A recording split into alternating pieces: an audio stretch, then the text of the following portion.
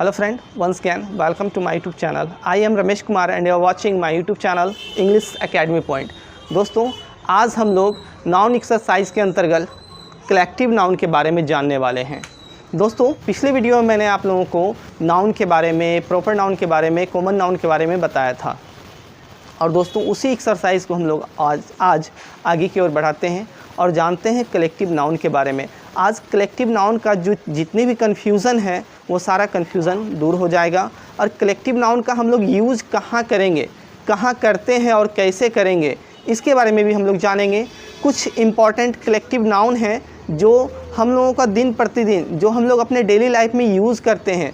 तो आज हम लोग कंप्लीट कलेक्टिव नाउन के बारे में जानेंगे। तो चलते हैं दोस्तों बोर्ड की ओर और जानते हैं कलेक्टिव नाउन के बारे में।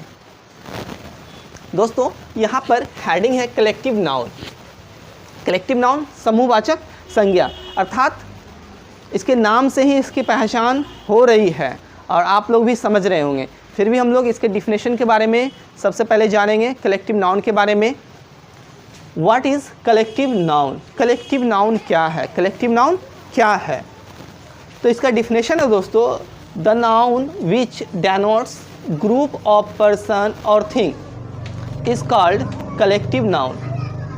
अर्थात दोस्तों ग्रुप का अर्थ क्या होता है? समूह में। वह संज्ञा जो समूह में हो, वह संज्ञा जो समूह में हो लेकिन उसकी पहचान सिर्फ एक से हो।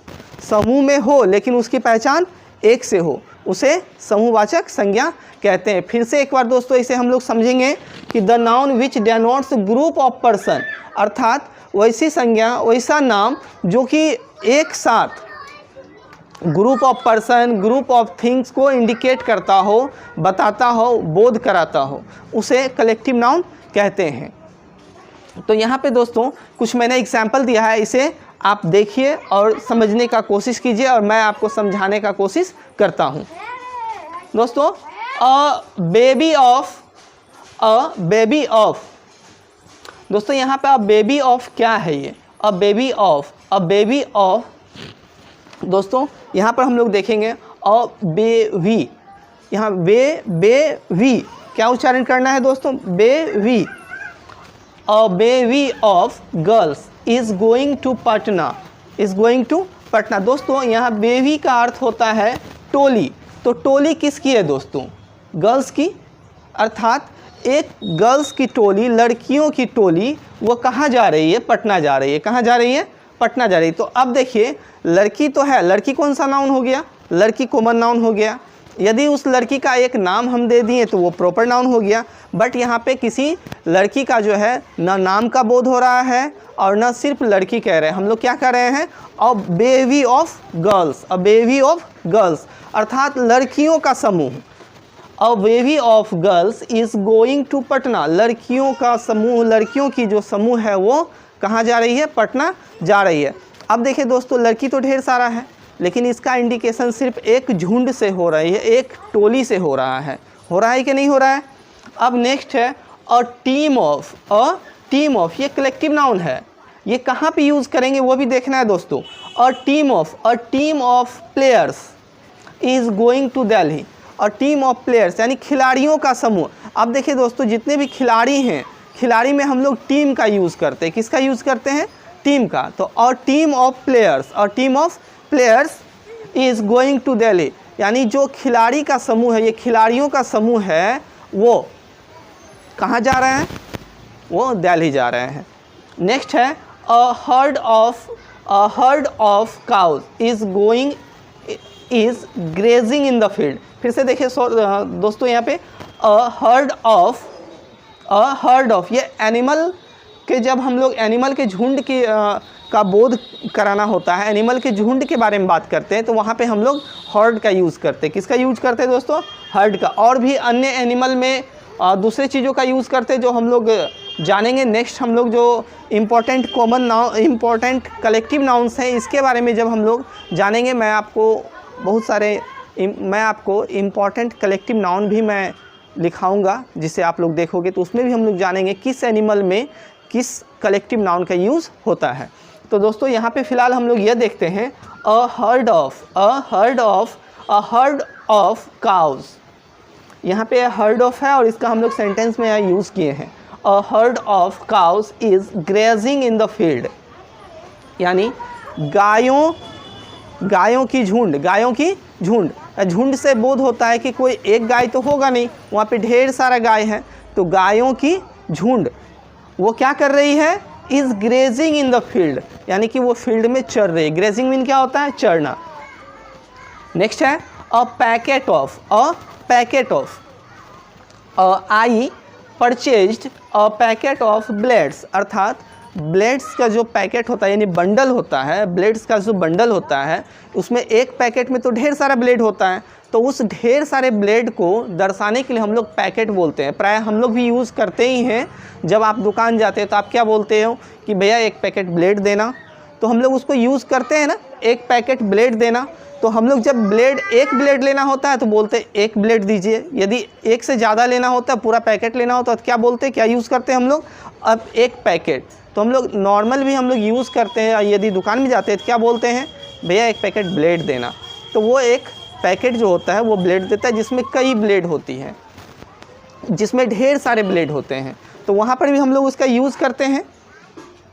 तो दोस्तों ये जो कलेक्टिव नाउन है इसका यूज़ हम लोग, बहुत सारे कलेक्टिव नाउन्स ऐसे हैं जिनका यूज़ हम लोग अपने आम डे बाय डे लाइफ में एवरी डे उसका यूज़ करते हैं, लेकिन हमें यह पता नहीं होता है कि उसका यूज़ कहाँ करना है और कैसे करना है, जिसे मैं आपको बताऊंगा कि उसका यूज़ कैसे और कहाँ किया जाता है। अब दोस्तों यहाँ पे कुछ इंपॉर्टेंट पॉइंट्स है, इसे हम लोगों को समझना है। अब देखिए दोस्तों, यहाँ पे गर्ल्स लिखा हुआ है ना, ये आप देख रहे हो, यहाँ गर्ल्स लिखा हुआ है और यहाँ हेल्पिंग वर्ब इज है। तो हो सकता है आप में से बहुत ऐसे जानकार स्टूडेंट होंगे जो जानते होंगे कि ये जब नाउन प्लूरल होता है तो वर्ब भी प्लूरल फॉर्म में होता है, ये हेल्पिंग वर्ब है।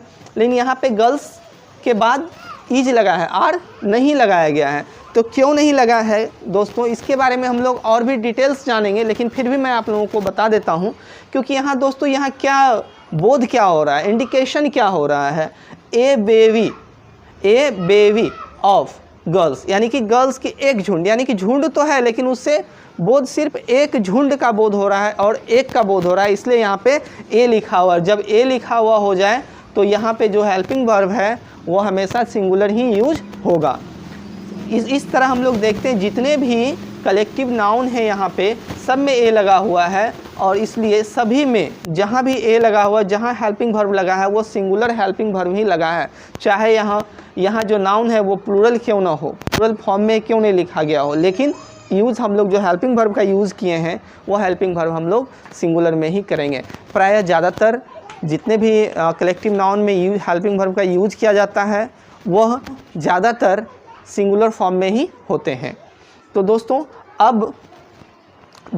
अब मैं आप लोगों को कुछ ये कलेक्टिव नाउन से रिलेटेड कुछ इंपॉर्टेंट कलेक्टिव नाउन्स हैं जिसे मैं लिखा रहा हूँ, आप लोग इसे नोट करेंगे जो आप लोगों को आगे बहुत ही बेनिफिट देगा। तो दोस्तों अब हम लोग कलेक्टिव नाउन के बारे में, जो कलेक्टिव नाउन हमें जानना है उसे चलिए हम लोग लिखते हैं, और इसे आप लोग कोशिश कीजिए आप लोग इसे नोट करने का, जो आपको आगे बहुत ही हेल्प करेगा। तो दोस्तों चलिए कलेक्टिव नाउन को हम लोग देखते हैं और इसे आप नोट। दोस्तों अब हम लोग कुछ इंपॉर्टेंट कलेक्टिव नाउन के बारे में जानते हैं। Some important collective noun, a bucket of flowers, फूलों का गुच्छा, a bucket of flowers mean फूलों का गुच्छा। अ कोड ऑफ लॉज, कानूनों की नियमावली। अ बैंड ऑफ सिंगर्स, गायकों का झुंड, जहाँ पे ढेर सारा गायक इकट्ठा हो उसे गायकों का झुंड कहा जाता है।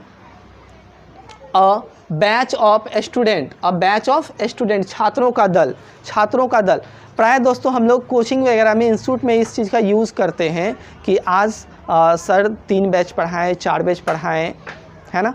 तो जो बैच होता है, बैच क्या होता है दोस्तों, बैच में तो स्टूडेंट तो ढेर सारा एक साथ बैठ के पढ़ते हैं ना, तो वहाँ तो ढेर सारा स्टूडेंट होता है, इसलिए हम लोग स्टूडेंट के दल को दिखाने के लिए बैच का यूज करते हैं।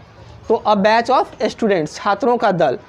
एन आर्मी ऑफ सोल्जर्स, सिपाहियों की सेना का जब हमें जिक्र करना होगा तो हम एन आर्मी ऑफ सोल्जर्स ही कहेंगे। अ फ्लीट ऑफ बोट्स, नावों का बेड़ा, जहाँ ढेर सारा नाव हो।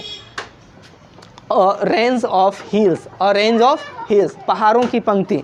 दोस्तों पहाड़ों की पंक्ति का अर्थ क्या हुआ कि जब पंक्ति का अर्थ क्या होता है, कतार बाय कतार, one by one, one by one, यानी कि जो आपस में एक के बाद एक के बाद एक जो पहाड़ हो उसे हम लोग क्या कहते हैं, range of hills, a range of hills. Next है अ पैक ऑफ कार्ड, ताश के पत्तों की गड्डी। दोस्तों ये जो ताश के पत्ते की गड्डी होती है, ये प्रायः आप लोग कभी कभी अगर गांव गए होंगे तो गांव के चौराहे वगैरह पे जो बूढ़े बुजुर्ग होते हैं, अब लगभग शहर में भी बहुत सारे लोग खेलने लगे हैं, इसे आप लोग देखे होंगे। एक ताश की जो गड्डी होती है शायद उसमें 52 पत्ते होते हैं, तो उसे हमें दिखाना होता है। उसे दिखाने के लिए हम किस चीज़ का यूज़ करेंगे, अ पैक ऑफ कार्ड्स, ताश के पत्तों की गड्डी, ताश के पत्तों की गड्डी।